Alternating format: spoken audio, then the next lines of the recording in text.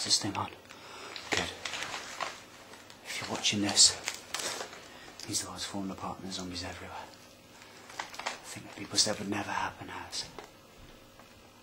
The joys. This video is for you guys to help you survive. I'm doing pretty well. I've been on the go for 6 weeks now after the first initial outbreak.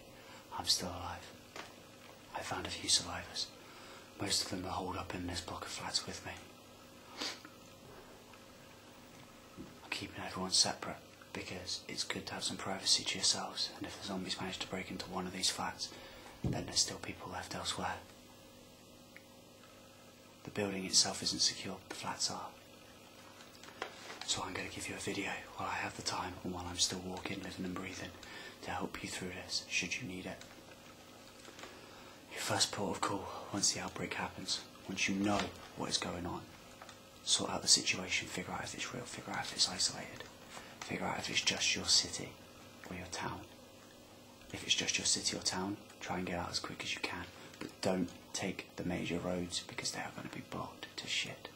Everyone is going to be trying to get the hell out of Dodge, and you want to try and make sure you're not caught up in that.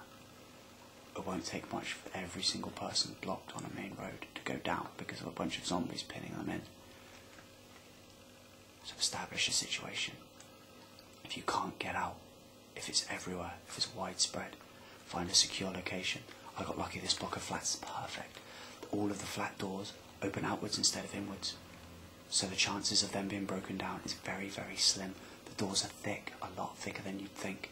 They're fire doors.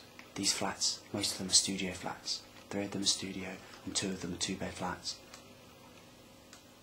The studio flats are ideal. You walk in and you see exactly what is in there. You don't have to worry about things hiding from you. The doors are thick enough because they're fire doors, because of separate flats, to keep everyone isolated, to keep a fire out should it happen, to keep the zombies from getting into you. Now, once you've sorted out somewhere safe, figure out food and water, you need to keep something around for you to live on. I tend to not stay in here for much of the day. I'm in here during maybe the 12 hours of night, the 12 hours of the day. I'm trying to do stuff. I'm out there looking for survivors. I'm trying to figure out what the hell's going on. I keep the curtains drawn in here all the time, regardless. I don't want anything seen in, let alone other people. Zombies are a problem, but looters, raiders, and people that are looking to capitalise on the situation are just as bad as the zombies. So I keep the curtains drawn. When I'm in, I have an energy saving bulb. I got lucky, there is still power. How long that power will last, I don't know. But an energy saving bulb doesn't take up a whole lot of much. And that's the only thing I ever use. Cooking wise, I use a hexi burner. They come in military ration packs. They come in military ration packs and they are ideal for making yourself some hot food, get yourself some mess tins, and it literally takes a wet wipe to clean them. You don't have to worry about water. On the topic of food, canned food and bottled water is the only way to go. Don't touch anything that isn't bottled or canned because they're sealed. You know they're not going to be infected. If you think there's a slight chance that a piece of canned food might have a break, don't use it. Throw it. Get rid of it. Don't drink tapped water, ever, because there's no way of knowing if it's infected. There's no way of knowing how the infection started. If it's airborne, you won't be alive to know about it. If it's waterborne, pray to God it's burnt itself out. Don't touch the tapped water. Don't touch any water source apart from bottled. But pray to God it's burnt itself out if it's waterborne.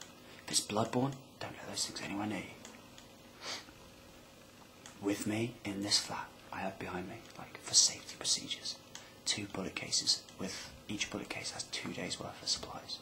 2 days is plenty. If I have to bail out of this place in a hurry, I have to grab a bullet case and I've got enough supplies for 2 days, which means I can go elsewhere, set up a secondary safe house, or if needs be, set up a distraction to draw them away from my original safe house. I haven't got much kit here. Most of the kit that is essential to me is ready for grabbing to run. After I sorted out my safe house and figured out what was going on, I grabbed myself kit. As you can see, I'm wearing a military issued plate carrier vest. I'm lucky, there's a military base near here. I found a soldier who wasn't lucky. Didn't make it. The vest is in perfect condition. Off of him I got the vest. I got an M4 assault rifle, full finger combat gloves, ammunition, magazines, I've been scrounging rounds from wherever I can find them, and magazines. 2 magazines in my vest, 1 in the rifle. I've got a pistol on my hip, and a pistol in the vest itself. The pistol on my hip, it's a modified Colt 1911. I have 2 magazines for that. It stays on my hip at all times, and it stays around in the chamber at all times. On the other side of my vest, as a last stand weapon, I have a Glock with 1 magazine. Should the situation arise and I run out of ammo, the Glock will always have that magazine. If I bump into a survivor and I need help in a firefight, I have a weapon to give them so they can back me up. The vest isn't weighed down. It's heavy, don't get me wrong, but the Modi layout allows me to change and customise everything I need to take with me. I'm wearing a hat to keep the sun out of my eyes during the daylight hours, so my aim isn't distracted. I'm wearing boots, steel toe cap boots. I'm wearing combat kit, rip-proof combat kit, and I'm wearing full sleeve Under Armour to protect my skin. Try to cover as much of your skin as you possibly can. The last thing you want is blood getting on you. If you have ballistics glasses or ballistic goggles, wear them. Keep the blood away from your eyes. You need to keep your eyes free. Your eyes and your ears are probably the best weapons you'll have. They'll keep you alive.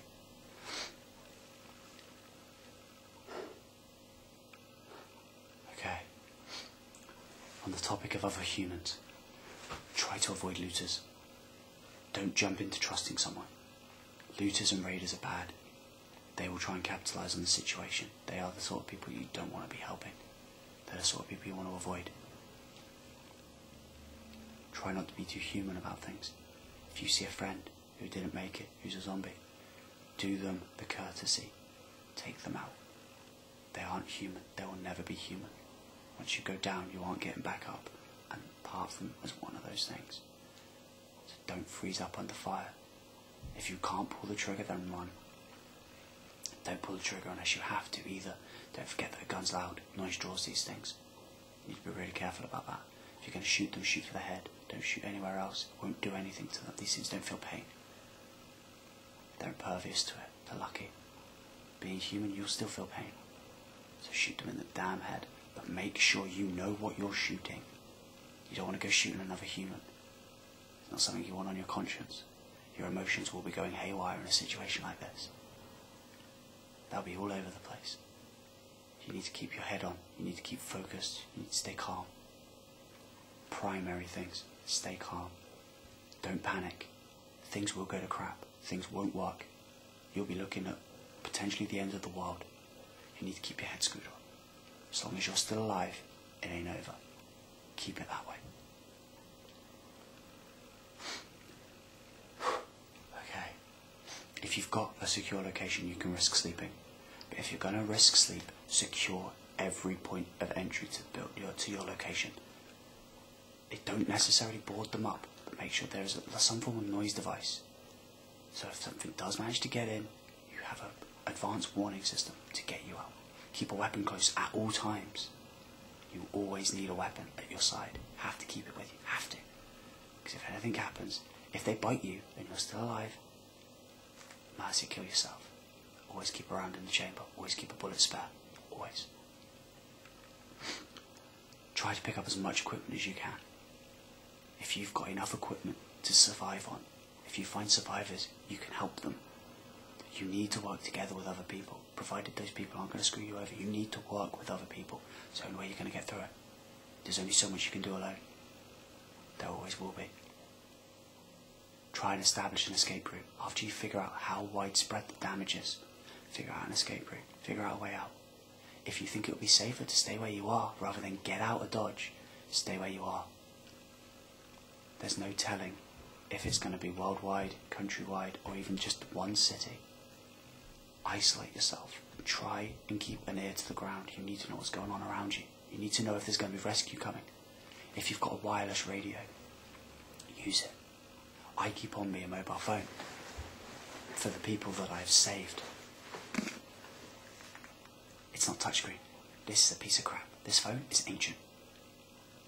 It's not touchscreen, because touchscreen phones break very easily.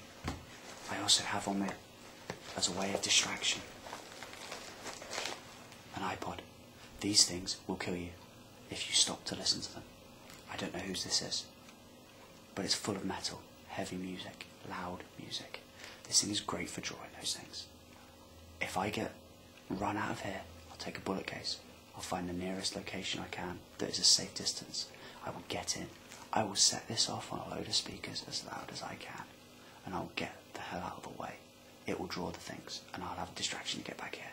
Other than that, they will kill you if you listen to them. Don't succumb to the desire.